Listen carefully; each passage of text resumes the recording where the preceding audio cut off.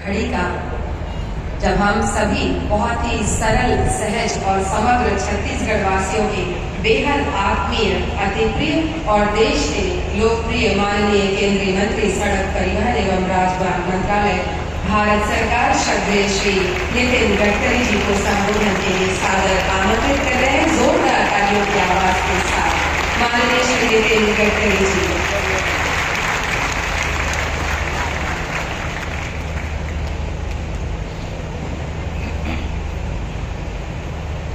छत्तीसगढ़ के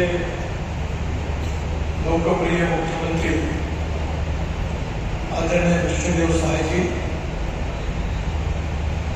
मंत्रिमंडल में मेरे सहयोगी अजय कांता जी,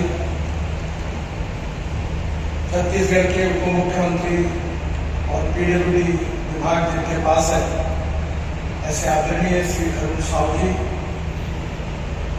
पीडब्ल्यूडी के secretary doctor Kamalpreet Singh ji, IRC के प्रेसिडेंट श्री कमलेश कुमार पुत्री जी, हमारे डायरेक्टर जनरल श्री बी सारंगी जी, श्री एस के निर्मल जी, मंच पर उपस्थित आईआरसी के सभी पदाधिकारीगण और उपस्थित सभी भाई और बहन, इस इंडियन रोड कांग्रेस में देश के विभिन्न राज्यों से आए हुए सभी इंजीनियर्स को मैं देश के विश्वकर्मा के रूप में मानता हूं। आपको बहुत बहुत शुभकामनाएं देता हूं। आपका राष्ट्र के निर्माण में आप सबका बहुत बड़ा कॉन्ट्रीब्यूशन है। हमारे प्रधानमंत्री की इच्छा है, मिशन है कि हम हिंदुस्तान को $5 ट्रिलियन की इकोनॉमी बनाएं,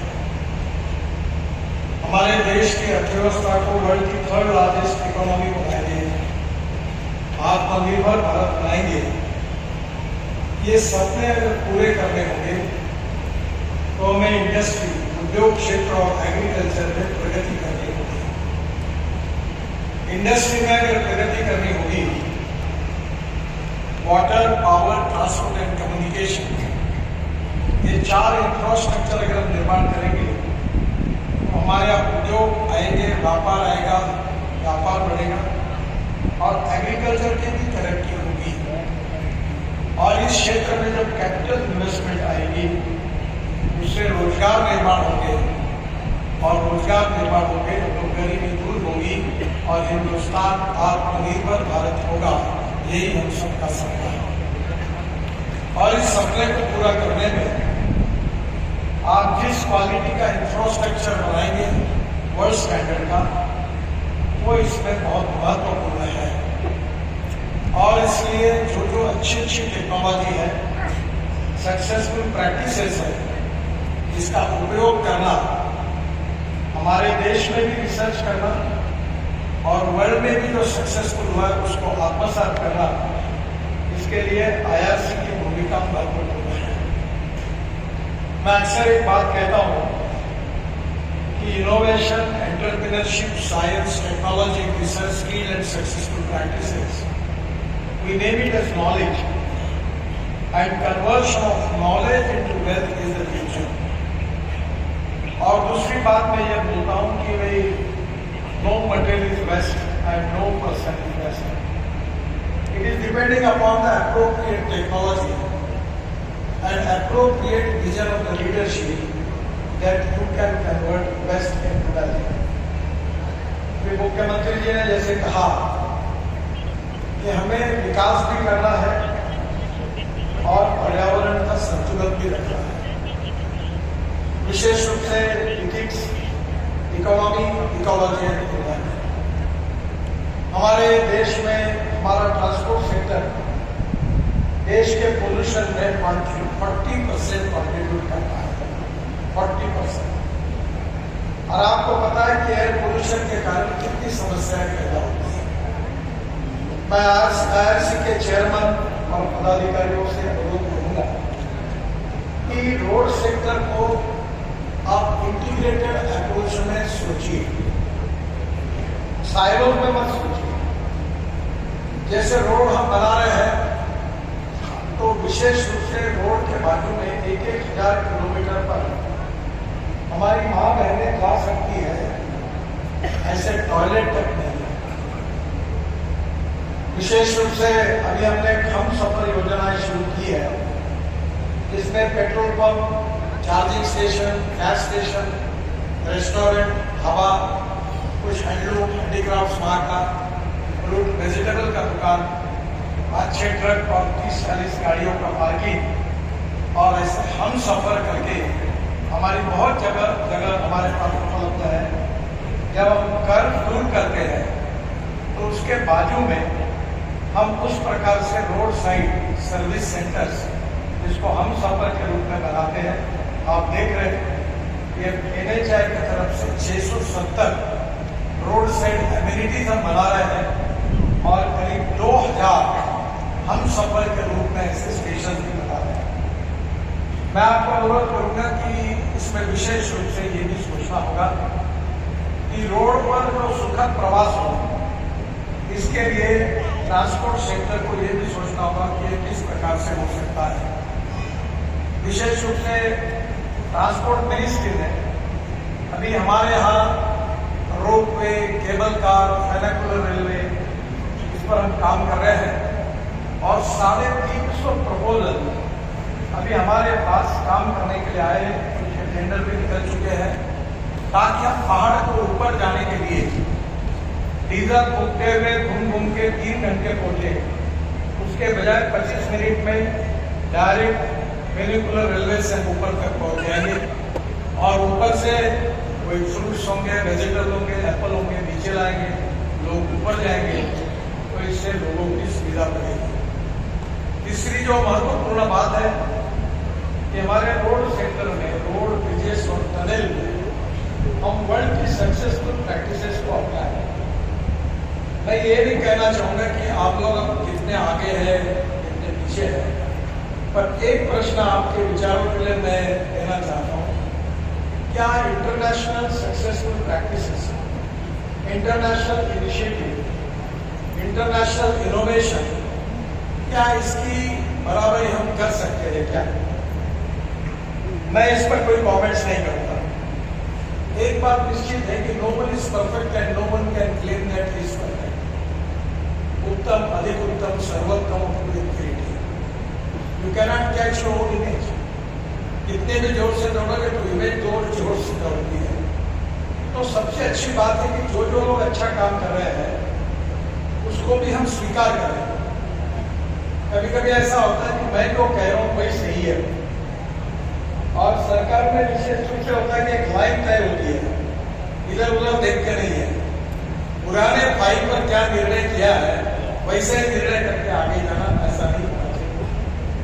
मैं आपके लिए नहीं कह रहा हूँ, और मैं NCC में था तो हमारे पढ़ाने वाले टीचर ने हमको बताया कि आपका नाम लेके तो सावधान में खड़े रहना, और जाकर जो परीक्षा ले रहे उनके सामने जाकर सावधान में खड़े होकर उनको सैल्यूट करना।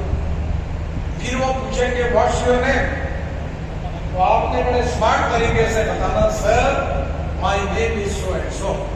समझ गए? चले समझ गए। जब हमारी परीक्षा शुरू हुई तो एक ऐसा ही हमारा कैडेट था, उसने जोरदार कड़क वहां जाकर सैल्यूट होगा। सरदार जी थे हमारी परीक्षा लेने वाले, उन्होंने जोर से पूछा व्हाट्स योर नेम?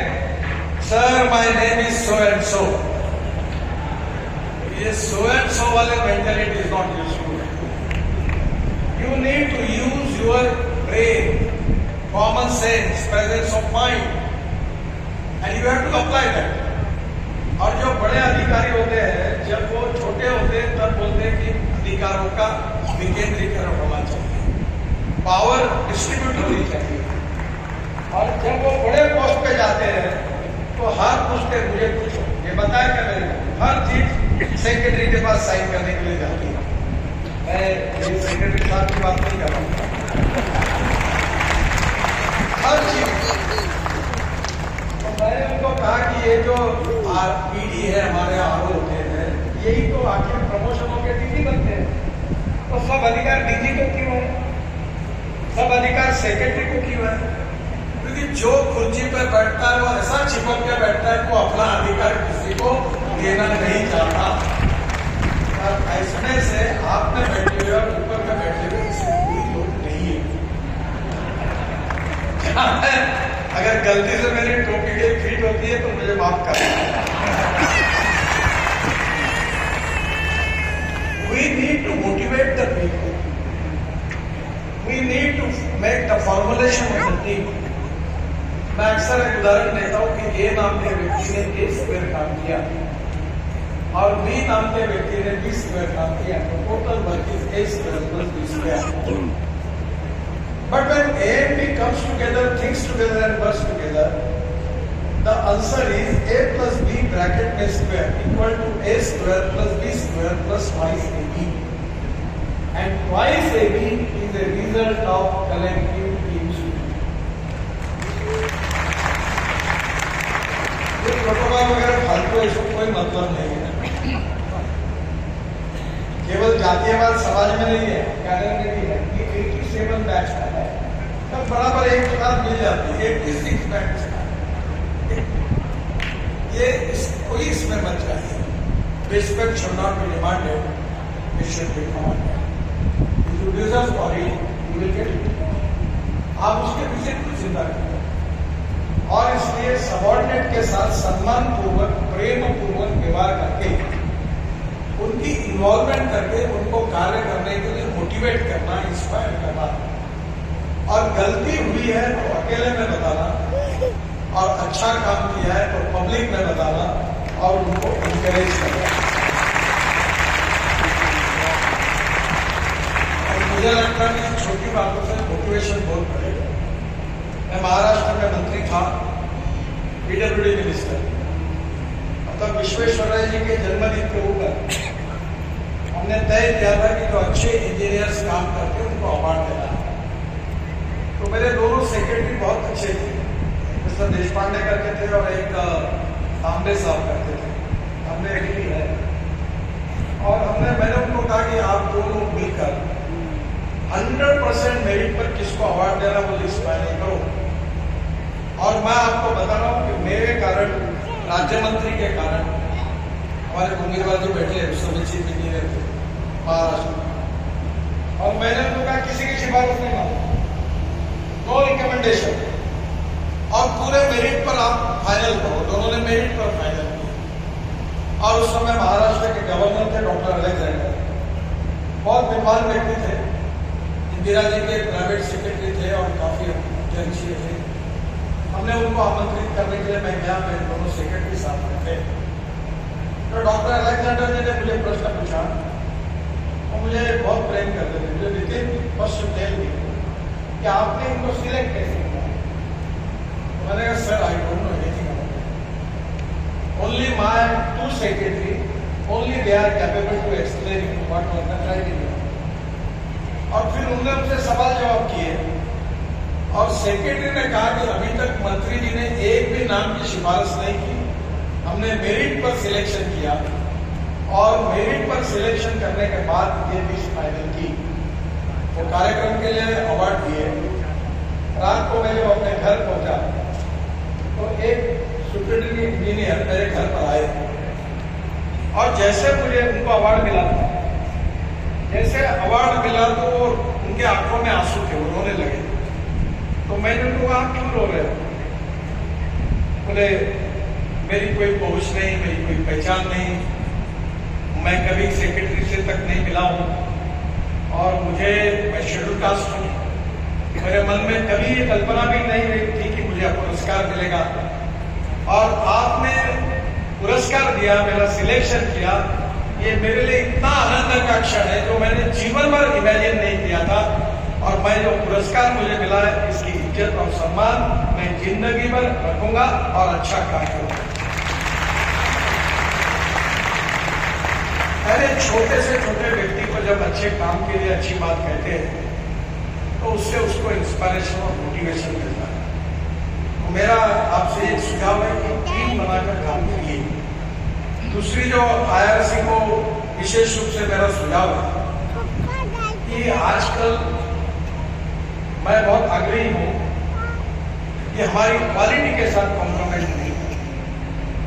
इस समय मैं कॉन्ट्रैक्टर कम्युनिटी के ऊपर बहुत भड़का हूँ, क्योंकि ये कितने भी अच्छे बिहेव करते हैं तो भी इनका काम जो है वो काम खराब है।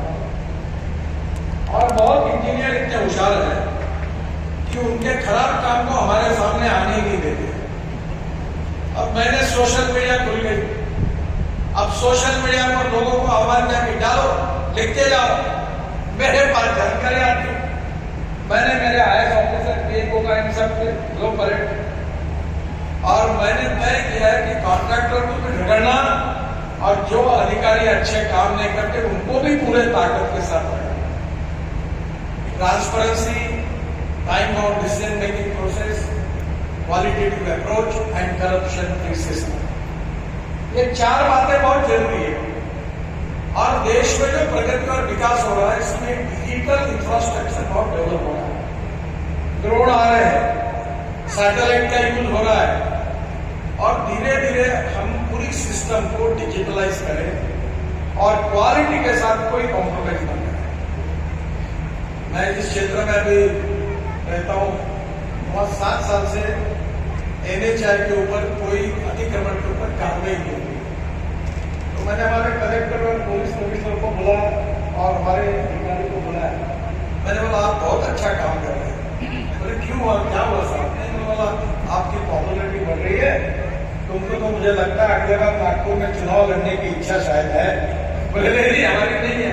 तो मैंने बोला चुनाव मुझे लड़ना है, अतिक्रमण तोड़ना तुम्हारा काम है, मैं तुमको रोकने के लिए बोलता हूँ 7 साल तुमने एक भी अतिक्रमण नहीं निकाला तो तुमको पॉपुलरिटी मिल रही होगी, चुनाव लड़ने की इच्छा होगी, इसलिए तुम क्या कर रहे हो, तोड़ते क्यों नहीं इसको? जब मैं चिंता नहीं कर रहा हूं तो तुम्हें क्या लेना देना है? मैंने अपना पूरा शहर पूरा घुमाया, मेरी माती बड़ी में चुनाव किया, कोई फर्क नहीं पड़ा। जो कानूनी काम है वो ये आई नो दैट ये अल्टीमेटली काम करते समय बहुत प्रेशर है और सभी इस प्रकार के लोग नहीं। You need to understand how to deal with the people. किस प्रकार से MLA, MP और मंत्री से लेकर आम आदमी तक उसको कैसे डील करना वो भी आपको सीखना ही होगा। Either you like it, may not like it, it's a part of compulsion। और उसमें से अपना जो उद्देश्य है वो पूरा करना पड़ेगा। बहुत से जगह पर हमारे यहाँ जो कागज के काम है जिसके लिए कैपिटल एक्सपेंडिचर नहीं लगता वो काम पूरे करने चाहिए, उसके लिए अप्लाई करना चाहिए, कोई फर्क नहीं पड़ता। और इसलिए मैं आपको ये कहूंगा कि हमारी जो सिस्टम में स्टेट गवर्नमेंट और भारत सरकार में हम जो काम कर रहे हैं इसमें हमने काफी क्वालिटेटिव चेंजेस और रिफॉर्म करने चाहिए। आपको IRC को अच्छा लगेगा तो मैं एक सुझाव देना चाहता हूँ कि bank of ideas and innovation एक वेबसाइट आप IRC की खोलिए और देश भर के छोटे इंजीनियर बड़े इंजीनियर्स को बोलो कि आपका कहना क्या है, आपका सुझाव क्या है हमारे पास। मुझे इतना विश्वास है कि इतनी अच्छी अच्छी बातें आपके पास आएगी जो हमारे हिंदुस्तान के कंस्ट्रक्शन सेक्टर को बदल देगी। और इसलिए स्वाभाविक रूप से जब हम किसी से सुनते हैं, विचार करते हैं, जैसे आपने, मुझे बहुत खुशी हुई कि IRC में अनेक लोगों के रिपोर्ट आते हैं। अब रिपोर्ट आते हैं तो मैं एक 10 साल से मंत्री हूँ, 10 साल आता हूँ, अभी 3-4 रिपोर्ट मैंने प्रकाशित किए। एक रिपोर्ट का प्रिंटिंग बहुत अच्छा है और दूसरे रिपोर्ट ऐसी कागज पे चलती। अब आप भी इतनी बड़ी ऑर्गेनाइजेशन हो, एवरीवेयर एक क्वालिटेटिव अप्रोच रखकर सुंदर डिजाइन के साथ, फोटोग्राफ के साथ रिपोर्ट तैयार करिए। अब सरकार में क्या होता है, तो रिपोर्ट होते हैं, एक बार छप के आने के बाद वो दूसरी बार रद्दी के दुकान नहीं दिखते, वो काफी लोगों को पढ़ता नहीं। मुझे मालूम नहीं आप तो भी रिपोर्ट पढ़ते कि नहीं पढ़ते, शायद पढ़ते होंगे, पर वो पढ़े इसके बजाय आप एक काम करिए, इस सोशल मीडिया में काफी डेवलपमेंट। 2 दिन पहले YouTube ने मुझे गोल्ड डिस्क प्रेजेंट की, क्योंकि हिंदुस्तान में YouTube के ऊपर सबसे ज्यादा 25 करोड़ का लोग मुझे सुनते हैं, तो उन्होंने इसलिए वो दी। आप एक काम करिए कि आपके IRCTV में छोटे चैनल और ऐप खोलिए और उसमें बहुत सी बातें बताइए। अभी मैं आज भाषण कर रहा हूँ, मैं एयरपोर्ट जाने तक मुझे अमेरिका से फोन आ जाता है कि आपका भाषण मैंने सुना। टेक्नोलॉजी बदल गई और आप तो इंजीनियर हो, तो how to present exactly to the people.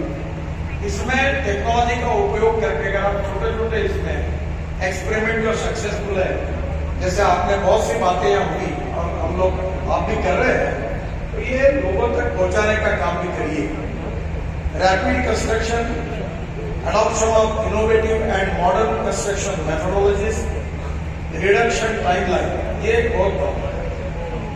12-12 साल, 8-8 साल, मेरे को गांव मालूम नहीं छत्तीसगढ़ पर क्या पत्थरगढ़ क्या है,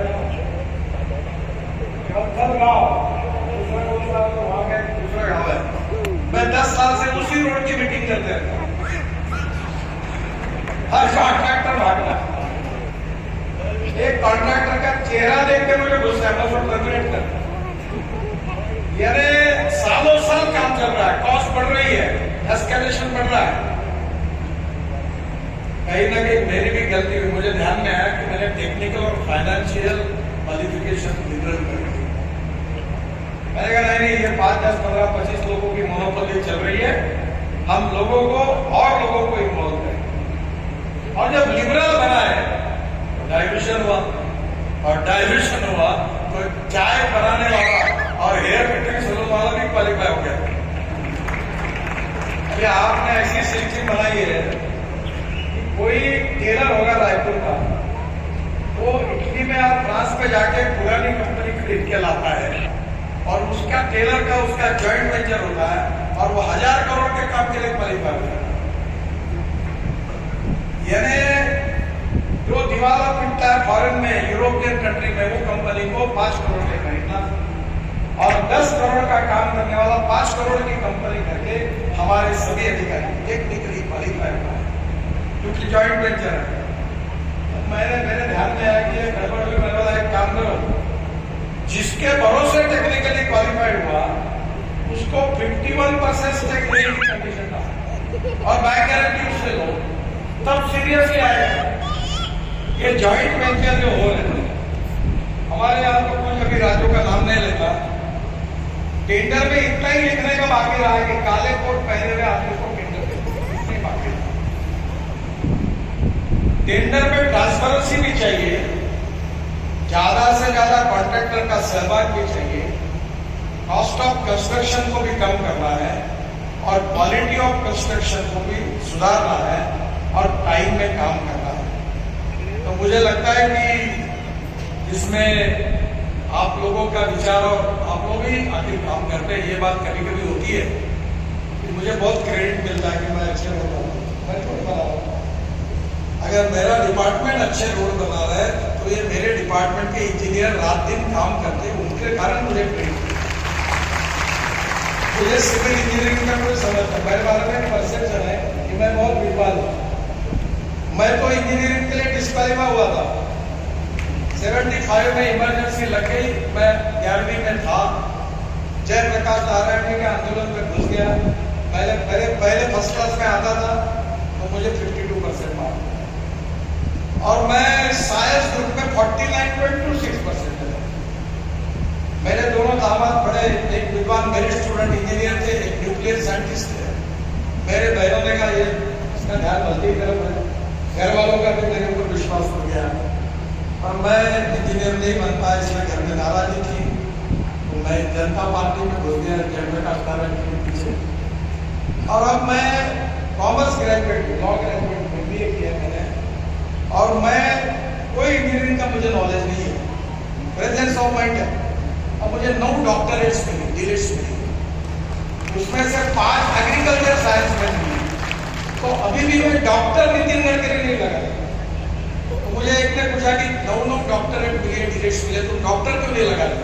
और मैंने बोला जो आदमी इंजीनियरिंग कॉलेज के एडमिशन के लिए डिस्क्वालीफाई हुआ तो वो डॉक्टर बनने के लायक नहीं है, मैंने नहीं लगा था इसमें।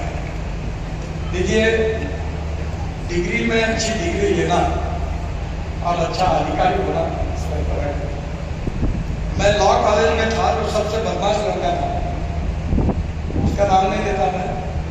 वो कॉलेज में केवल गड़बड़ करता था, वो देश के अच्छे वकीलों में था, और जो मेरिट में पास होकर लॉ प्रैक्टिस शुरू की उसके घर में कोई पर्चा करने नहीं आता। तो सक्सेस स्टोरी और नॉलेज इसका संबंध है भी और नहीं।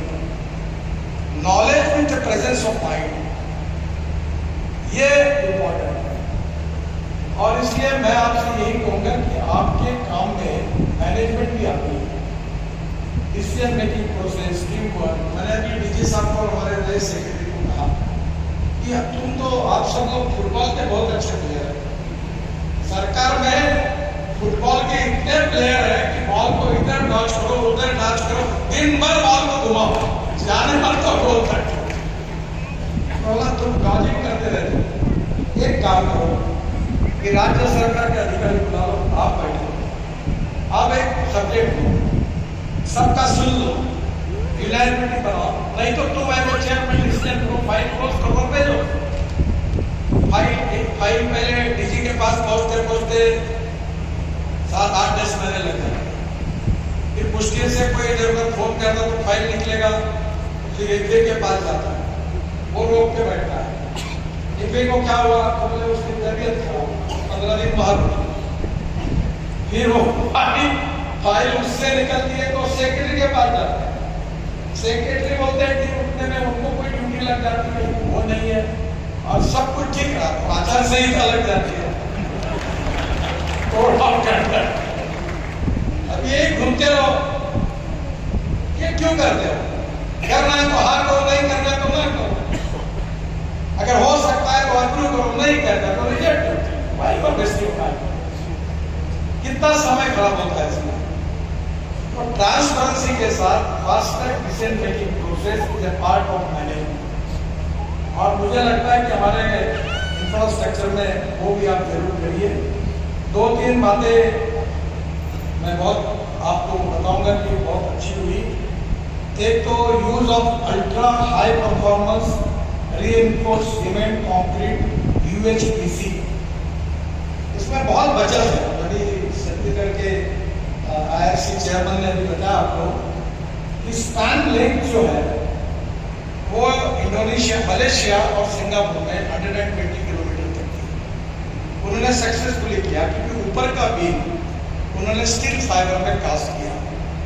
अब रेलवे ओवरब्रिज बनाना तो बीच में बनाने की जरूरत ही नहीं, उसके क्लियर हो तो पैसा भी कम खर्चा होगा, बचत होगी 20 से 25-30%। तो मुझे लगता है कि हर ब्रिज के लिए हर स्टेट में इसके यूनिट बने, और 60 to 100 मीटर अगर ये होता तो बहुत फायदा होगा। हमने नागपुर में प्रयोग किया, 3 जगह ब्रिज बनाए, नीचे में एक ही पिलर पर, नीचे में रोड, ऊपर में फ्लाईओवर, उसके ऊपर में मेट्रो। और अभी एक महीने के पहले इनॉग्रेट किया मैंने, वो गड्डी गोदाम चौक पर, नीचे में रोड, ऊपर में मुंबई कलकत्ता दिल्ली मद्रास रेलवे लाइन, उसका फ्लाईओवर जो रायपुर से जाती है कल मुंबई के वो लाइन, उसके ऊपर में फ्लाईओवर और उसके ऊपर में मेट्रो, एक ही जगह पर 4 लेन हो गए। अब चेन्नई में हम लोग 3-3 लेन, पुणे में 3-3 लेन के लिए हमारे प्रधानमंत्री भी कहते हैं कि सब डेवलपमेंट साइलो में हो गए। अब देखो आप, ये जैसे ये ब्रिज बना हुआ है, इसकी 4 लेयर है। अब अभी अनेक जगह पर मेट्रो इधर चल रही है और इधर ब्रिज भी बन, दोनों एक ही पेयर पे बन सकते हैं, देश के पैसे बच सकते हैं। और इसलिए मेरा आपसे सुझाव है कि जनता का पैसा जितना बचा सकते हैं उतना बचाने की कोशिश करें। दूसरी बात जो मेरा बहुत प्रिय विषय है कि हमारे देश में महाराष्ट्र, गुजरात, राजस्थान, छत्तीसगढ़, मध्य प्रदेश, कर्नाटक, तमिलनाडु, आंध्र प्रदेश, तेलंगाना, बाद में झारखंड, यहाँ पानी की दिक्कत है। मैं किसान हूँ, हमारे यहाँ 10,000 किसानों ने आत्महत्या की। ये जो आप देख रहे हैं, अभी हमने 1,000 लेक बनाए फ्री ऑफ चार्ज। ये हमने क्या किया कि रोड के लिए जो मिट्टी लगती है, मुरूम लगता है, वो जो जगह ऑफर करते वो लिया, और एक तालाब बना दिया, लेक बना दिया और वो रोड में काम में लाया। मैं बहुत बार हमारे किसानों में कहता हूँ कि दौड़ने वाले पानी को चलने के लिए लगाओ, चलने वाले पानी को रुकने के लिए लगाओ और रुके हुए पानी को जमीन को पीने के लिए लगाओ। गांव का पानी गांव में, खेत का पानी खेत में, घर का पानी घर में। और अगर आपने ऐसे छोटे छोटे, छत्तीसगढ़ में भी पानी की दिक्कत है और अभी तक जो काम हुआ उससे कम 2 लाख एकड़ जमीन पानी के नीचे आई। मेरे घर में 60 एकड़ खेती है, 3 कुएं थे, 1 घंटे में पानी खत्म हो जाता। बाजू के नदी का खोलीकरण, रुंदीकरण हमने किया, अब पानी भरपूर आया। 7.5 हॉर्स पावर के पंप, 3 पंप लगाए और अब 10 घंटे 8 घंटे पानी मिलता है और मेरा इरिगेशन 60% हो गया और मेरा एग्रीकल्चर इनकम 2.5 गुना बढ़ गया। तो मैं आपको यही कहूँगा, 1 रुपया खर्चा नहीं होता। पर आप कैन इमेजिन कि एक गांव में अगर 1000, 1500, 2000 कुएं 24 घंटे पानी मिलेगा तो उस गांव का कितना डेवलप होगा, कितनी इकोनॉमी बदलेगी, कितनी गरीबी दूर होगी, कितना पर कैपिटा इनकम बढ़ेगा, कितना एग्रीकल्चर ग्रोथ रेट बढ़ेगा, आप कल्पना नहीं कर सकते। और दूसरी बात आपको चाहिए, अभी महाराष्ट्र सरकार ने इसके लिए स्पेशल जीआर निकाला, तेलंगाना, आंध्र प्रदेश ने निकाला। मैं छत्तीसगढ़ के मुख्यमंत्री को भी अनुरोध करूंगा कि आप ऐसे तालाब बना लीजिए और उसको कुएं के लिए सोलर पंप दे दीजिए। लाखों हेक्टर जमीन पानी के नीचे आएगी। चावल का 1 क्रॉप में 3 क्रॉप हो गए, इतना पानी मिल जाएगा और किसानों के गांव की प्रगति होगी। और दूसरी एक इम्पॉर्टेंट बात जो है वो छत्तीसगढ़ में ही शुरू हुई है कि यहाँ से हमने एक बाम्बू क्रैश बैरियर, ये स्टील के बजाय बाम्बू क्रैश कहते हुए देखिए बनाया। ये छत्तीसगढ़ के पास रायपुर से ही 45 किलोमीटर दूर पर एक कड़िया विलेज में भव्य सृष्टि उद्योग करके होता है, उनको हमने काम दिया है। स्टील यूज करने की जरूरत नहीं है, ये इको फ्रेंडली है। और मैं तो छत्तीसगढ़ में हमारे उप मुख्यमंत्री जी को प्रार्थना करूंगा कि आप पूरे छत्तीसगढ़ में लोहे के बजाय बाम्बू क्रैश बैरियर तैयार करिए। इसकी टेस्ट इंदौर के इंस्टीट्यूट में हुई है। सरकार ने सब टेस्ट करने के बाद इसको सर्टिफाई किया है और इससे गांव के किसानों को बाम्बू के रूप से एक नया रोजगार मिलेगा। ये जरूर आप करिए। एक और इम्पोर्टेंट है कि स्टील फाइबर का यूज, इसके ऊपर भी और रिसर्च करना चाहिए। मैं आपको कहूँगा कि इससे कॉस्ट कम होगी। व्हाइट टॉपिंग टेक्निक जो है कि एग्जिस्टिंग जो रोड है उसके ऊपर 8 इंच और चेंज का भी IRC चेयरमैन ने बताया कि छत्तीसगढ़ में वो कर रहे 4 करोड़ रुपए में 4 लेन तक रोड बन जाएगा और ये 25 साल दूर तक गड्ढे नहीं बनते। तो मुझे लगता है इसमें अभी मुंबई IIT में एक सेमिनार हुआ था, देश भर के इंजीनियर आए थे, उनके रिकमेंडेशन पर NHAI ने ऑर्डर भी निकाला है और ये पूरे रोड इतने मजबूत हैं और कम पैसे में बने हैं कि जिसके कारण किसी प्रकार से गड्ढे नहीं पड़ेंगे, लोगों को बहुत अच्छी सर्विस मिलेगी। Recycle asphalt payment, polymer modified bitumen, bamboo crash barrier, water management का मैंने आपको बताया। इस सब का उपयोग इकोलॉजी और एनवायरमेंट को प्रोटेक्ट करना भी हमारी जिम्मेदारी है। पेड़ को मत काटिए। अभी हमने 78,000 पेड़ ट्रांसप्लांट किए। आप भी अच्छी एजेंसी तैयार करिए ताकि पेड़ को काटने की जरूरत नहीं पड़ेगी, हम उसको ट्रांसप्लांट करेंगे और नए रोड पर पेड़ लगाएंगे। अभी हमने 3 मीटर के करीब 4.5 करोड़ पेड़ NHAI पे लगाए। हमारे लिए दिक्कत थी कि कॉन्ट्रैक्टर के ऊपर जिम्मेदारी है। बहुत बार कैरियर सुनता नहीं, सुनते नहीं क्या, यही गलती करते थे। तो मैंने बोला आपके घर में शेफ है क्या? बोले नहीं। बोला हेयर कटिंग सलून वाले को बुला लो और उसको बोलो कि शेफ का काम करे। जो व्यक्ति जिस क्षेत्र में काम करता है उसको सक्सेसफुली कर सकता है। इसमें NGO, एजुकेशनल इंस्टीट्यूशन, ये विशेष रूप से प्लांटेशन में काम करने वाले अनेक संस्थाएं हैं, उनके तरफ से काम करें। और कौन से राज्य में कौन से प्लांट लगाना कौन से प्लांट कितना कार्बन डाइऑक्साइड कैप्चर करते हैं, उसके आधार पर उसका अगर चयन किया तो देश के पोल्यूशन को भी हम कम कर सकेंगे। मैं और एक बात आपको कहूँगा जो बायो विटामिन की है। आज सेंट्रल रिसर्च रोड ऑर्गेनाइजेशन के भी लोग आए होंगे, हमारे CRRI and Indian Institute of Petroleum Dehradun, इन दोनों ने मिलकर bio vitamin from rice crop इन्होंने पैरोलिसिस मेथोडोलॉजी से बनाया और अभी मेघालय में प्रयोग हो रहा और ये 35% तक हम विटामिन में डाल सकते हैं। हमारे देश की requirement 90 lakh metric ton vitamin की है। हमारे रिफाइनरी की कैपेसिटी 40 से 50 लाख टन है। हम 50 लाख टन इंपोर्ट करते हैं।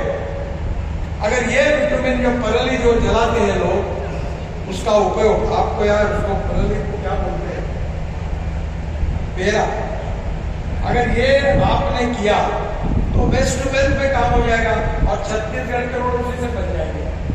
अभी पानीपत में मैंने पीछे लगकर एक बहुत अच्छा प्रोजेक्ट शुरू किया जो आपके लिए बहुत उपयोगी है। वो परली से 1 lakh litre bio ethanol, 150 ton bio vitamin और 88,000 ton per year bio aviation fuel हवाई ईंधन तैयार होगा। और ये अगर परली से बनेगा तो ये छत्तीसगढ़ में बहुत बड़ा काम होगा।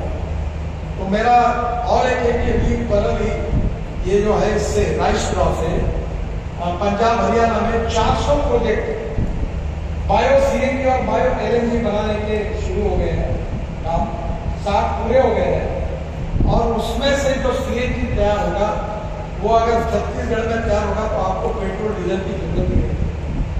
अभी मैंने बजाज कंपनी के मोटरसाइकिल को लॉन्च किया पुराने 3 महीने पहले, तो CNG की जो मोटरसाइकिल थी वो 1 किलोमीटर का खर्चा 1 रुपये था और बजाज की पेट्रोल की मोटरसाइकिल का खर्चा 2 रुपये 25 पैसे था।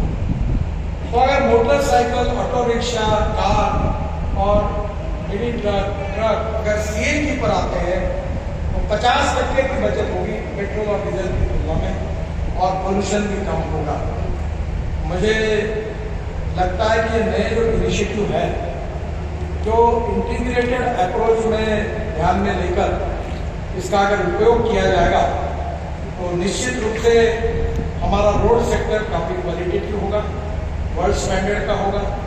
और मैं विश्वास व्यक्त करता हूँ कि छत्तीसगढ़ का नेशनल हाईवे का नेटवर्क 2 साल के अंदर अमेरिकन रोड के बराबर होगा, ये मैं आपको विश्वास दिलाता हूँ। आदरणीय उप मुख्यमंत्री जी ने मैं आने के पहले कुछ मांगे रखी थी, उसमें से मैं उतना ही कहूँगा कि आप जितना मांगना है उतना मांगो, मेरे पास पैसे की कोई कमी नहीं। Forest environment clearance, land acquisition, ये तुम्हारी झंझट के लिए क्लियर करके भेज। आपने जो मुझे लिस्ट दी थी उसमें से 4 लेन करने के लिए DPR की भी स्वीकृति देता हूँ और DPR के बाद ये काम की शुरुआत भी होगी, ये आपको विश्वास देता हूँ। धमतरी से जगदलपुर NH 30, रायपुर से बड़ौदा बाजार सारंगढ़ NH 130D, कटडोरा से अंबिकापुर NH 130, बिलासपुर से अक्कलतरा रायगढ़ उड़ीसा बॉर्डर, ये चारों हाईवे को 4 लेन करने की मैं अनुमति देता हूँ। आप DPR बनाइए और जल्दी भेजिए। फिर single lane to 2 lane Panduka to Jhariyabahar NH 130C, Jhariyabahar to Mandaguda NH 130C, इसको भी मैं तुरंत DPR बना दीजिए, मंजूरी देंगे। रायपुर शहर में 4 फ्लाईओवर को मैं आज मंजूरी घोषित कर रहा हूँ। सरोना चौक, उद्योग भवन चौक, तेलीगंगा चौक और धनेरी जंक्शन, ये चारों जगह पर फ्लाईओवर मंजूर करने की घोषणा करता हूँ। और 1 टाइम इम्प्रूवमेंट में कौंडी, पंडरिया, तकफुर, मुंगेली और अंबिकापुर, इनको मैं 1 टाइम डेवलपमेंट में भी इस काम को मंजूरी देता हूँ। और 900 करोड़ CRF में भी मंजूरी दे रहा हूँ। टोटल 20,000 करोड़ रुपए ये काम इसकी मंजूरी प्रदान कर रहा हूँ। तो आप कहते खाली हाथ आए, खाली हाथ दे, खाया पिया कुछ नहीं, गिलास थोड़ा करने वाला काम होगा। तो आपने जो अनुरोध किया वो काम मैं मंजूर कर रहा हूँ और आपसे अनुरोध करूंगा कि आप एक बार दिल्ली आइए एजेंडा लेकर। निश्चित रूप से छत्तीसगढ़ एक प्रगतिशील, समृद्ध और संपन्न राज्य है। छत्तीसगढ़ की विशेषता है कि यहाँ खनिज संपत्ति से इतने बड़े प्रमाण पर क्षमता है कि मुझे लगता है कि हमारे देश में कोयला जो है टोटल 1/3 छत्तीसगढ़ में है। 200 तो रोलिंग मिल है और स्टील का भी हब है। तो मुझे लगता है कि आने वाले समय में छत्तीसगढ़ एक प्रगतिशील, समृद्ध, संपन्न राज्य बनेगा और उसके लिए बिजली, water, power, transport and communication इसकी बहुत आवश्यकता है। मेरा विश्वास है कि निश्चित रूप से ये इसका भी फायदा छत्तीसगढ़ के लिए विशेष रूप से इंफ्रास्ट्रक्चर के डेवलपमेंट के साथ निश्चित रूप से होगा। मैं हमारे जो डीजी है सारंगी जी, वो वर्ल्ड रोड कांग्रेस के वाइस प्रेसिडेंट आज ही बन गए। मैं उनको बहुत बहुत शुभकामनाएं, शुभेच्छाएं देता हूं और विशेष रूप से आखिर में एक ही बात आपको कहकर मैं अपनी बात समाप्त करूंगा कि आज देश में हर साल रोड एक्सीडेंट में 1,50,000 मौतें होती थी। इस बार बढ़कर 1,68,000 मौतें हुई है और उसमें रोड इंजीनियरिंग, ऑटोमोबाइल इंजीनियरिंग सबकी कमियां काफी दूर हो रही है। पर जो डिफेक्टिव डीपीआर बने हैं इसके कारण बहुत समस्याएं पैदा हुई है। मैं आप सब इंजीनियर्स को आह्वान करता हूँ कि जिसको सरकारी नौकरी छोड़नी है आप छोड़िए। डीपीआर बनाने की अच्छी कंपनी, अच्छे ग्रेड की, अच्छे लोगों को लेकर शुरू करिए। हम प्रायोरिटी बेसिस पर आप सबको वो काम देंगे ताकि अपने अनुभव के साथ परफेक्ट डीपीआर अगर बनेंगे तो हमारे लिए बहुत सुविधा होगी। आप जरूर इसके ऊपर विचार करिए और रोड एक्सीडेंट को कम करने के लिए हम अनेक प्रयास कर रहे हैं और मुझे लगता है कि इसमें मरने वाले जो लोग हैं वो 18 से 34 एज ग्रुप में 60% है। 3% देश के जीडीपी का नुकसान हो रहा है। मैं आपसे अनुरोध करूंगा, मेरा भी एक्सीडेंट हुआ, मैंने भी इसमें काफी भुगत चुका। मैं आपसे अनुरोध करूंगा कि ऐसे रोड तैयार करिए कि एक भी एक्सीडेंट ना हो। जहाँ आवश्यक है वहाँ अंडरपास बनाइए, वहाँ आवश्यक है वहाँ फ्लाईओवर बनाइए, जहाँ जरूरी होगी वहाँ फुटओवर ब्रिज बनाइए। रोड के बीच में जो आपके इसमें जो बीच का फेंसिंग करते हैं, हमारे हिंदुस्तान की जनता है ओलंपिक से भी बड़े खिलाड़ी छलांग मार के उसके ऊपर भी कूद गए। तो ऐसा बनाइए कि कोई छलांगे नहीं मार सके। मुझे लगता है कि छोटी छोटी बातों को अगर रोड इंजीनियरिंग में अगर सुधार होगा तो एक्सीडेंट की संख्या बहुत कम होगी। ऑटोमोबाइल इंजीनियरिंग में हमने सब नियम बना दिए, 6 एयरबैग आ गए। तो आने वाले समय में रोड इंजीनियरिंग के गलती के कारण किसी का मृत्यु होना, ये मेरे लिए ऐसा लगता है कि ये मेरी व्यक्तिगत जिम्मेदारी है। I am guilty for. मैं आपसे अनुरोध करता हूँ कि लोगों की जान बचाने के लिए रोड सेफ्टी के हिसाब से परफेक्ट रोड बनाइए। जो डीपीआर बन के आता है उसको बिना देखे, बिना अध्ययन करके टेंडर मत निकालिए। उस अलाइनमेंट में खुद जाइए, देखिए। IIT इंजीनियरिंग कॉलेज के सिविल इंजीनियरिंग के जो विद्यार्थी हैं उनको 10-12 लाख रुपए देकर उनको जाकर विजिट करने के लिए बोलिए। पूरा अध्ययन करके फिर फाइनल करके टेंडर निकालिए। आने वाले समय में रोड सेफ्टी को हाईएस्ट प्रायोरिटी आप दीजिए ताकि हमारे रोड पर एक्सीडेंट ना हो और लोगों की जान बचे। इस बात के लिए भी आप जरूर प्रायोरिटी दो, यही मैं आपसे आह्वान कर रहा हूँ। फिर से एक बार आपका ये 3 दिन का मंथन हमारे इंफ्रास्ट्रक्चर के इतिहास में आप सबको नई विजन, नई टेक्नोलॉजी और नए भारत निर्माण करने की प्रेरणा देगा और आप देश के विश्वकर्मा होने के नाते इस देश को दुनिया के पूरे देशों में हम अव्वल दर्जा पर स्टैंडर्ड मेंटेन करते हुए हम आगे जाएंगे। आपके सहयोग से इसका विश्वास व्यक्त करते हुए आपको बहुत बहुत बधाई देता हूँ। बहुत बहुत धन्यवाद। नमस्कार।